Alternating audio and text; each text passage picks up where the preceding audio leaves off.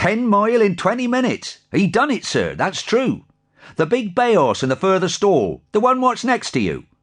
I've seen some better horses, I seldom seen a worse, but he holds the bloomin' record, and that's good enough for us. We knew as it was in him. He's thoroughbred, 3-part. We bought him for to race him, but we found he had no heart.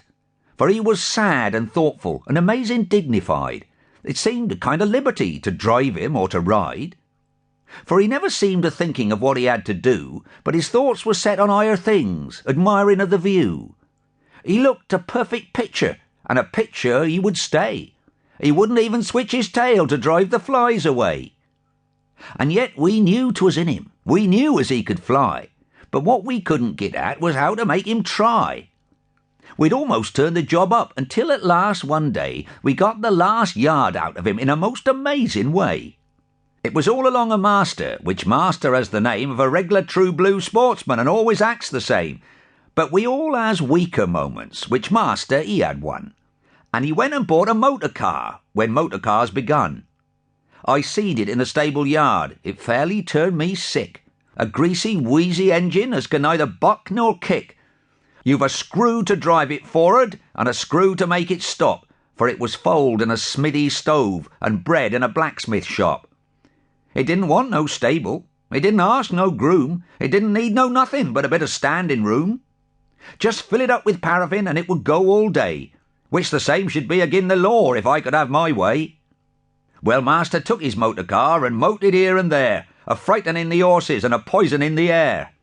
He wore a bloomin' yachting cap, but lor, what did he know, except that if you turn a screw the thing would stop or go. And then one day it wouldn't go.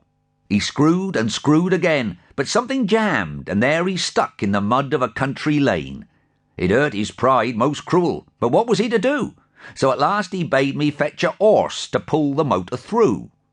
This was the horse we fetched him, and when we reached the car, we braced him tight and proper to the middle of the bar, and buckled up his traces and lashed them to the side, while he held his head so haughtily and looked most dignified.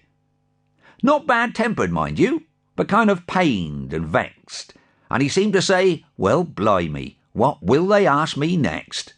I put up with some liberties, but this caps all by far, to be assistant engine to a crocky motor car.